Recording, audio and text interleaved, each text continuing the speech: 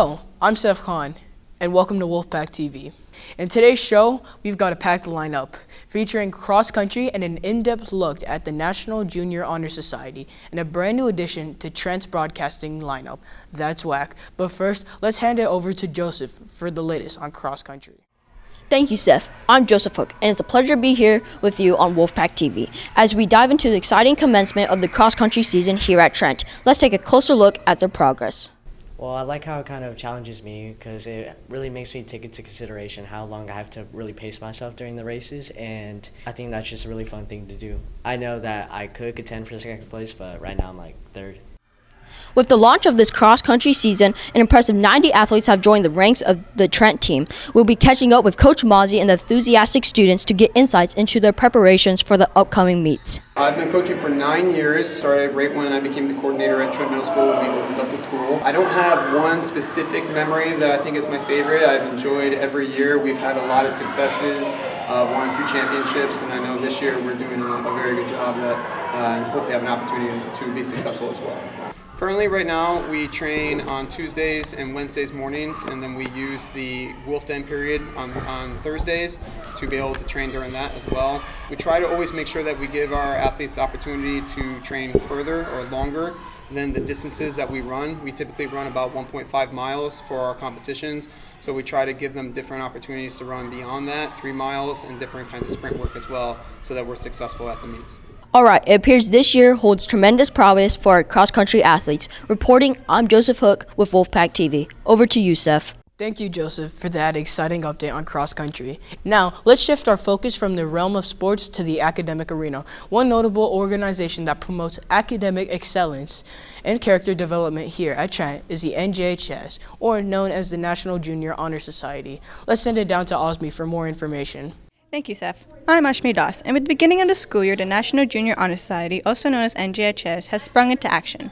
NJHS is a dedicated student organization committed to instilling the principles of leadership, character, service, and scholarship in our student body. Today, we'll be taking a closer look at the endeavors of teachers and students who are actively engaged in this mission and explore their contributions. National Junior Honor Society is basically the middle school version of National Honor Society, and students are invited to join if they have 94 GPA and if they are able to get good teacher recommendations and obtain volunteer hours. I hope that they learn that it's important to serve in the community, is to be able to volunteer and learn how to be a good citizen. Yes, it's important, NJHS looks good for you to have when you go into high school, but really the whole message and point of NJHS is learning how to volunteer and serve others. Well, the National Junior Honor Society will help me be prepared for NHS in high school, and it will also look good on my college resume for future job opportunities. It's clear that NJHS is off to a strong start with our students putting in their utmost effort. Reporting, I'm Ashmi Das with Wolfpack TV. Now let's shift our focus to our newest segment, That's Whack. Welcome to Trent's new segment of That's Whack. Today, we're excited to unveil the motivation behind That's Whack. In this segment, we're delving into intriguing topics that spark controversy among both students and teachers. We venture out to the field, interview students and faculty, and uncover their opinions. In this episode, we're diving into the hot-button issue of the changing passing periods and its far-reaching implications for students this year. Join us as we talk to both students and teachers to gain their insights on the matter.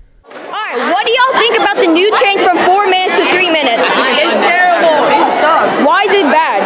Because there's barely any time. What do you guys think about the change in passing period from 4 minutes to 3 minutes? I don't like it because don't have enough time to go to the bathroom. No, because especially since they moved us to the 6th grade hallway, a lot of us have to walk all the way across the school for athletics, and then we're forced to change fast. I just don't think 3 minutes is sufficient enough time for them to go to the restroom if they need to, get their stuff, and get to class. Several times, at least at the beginning of the year, my kids were late to class, scrambling, couldn't get everything done. I just think we probably ought to add that extra minute back.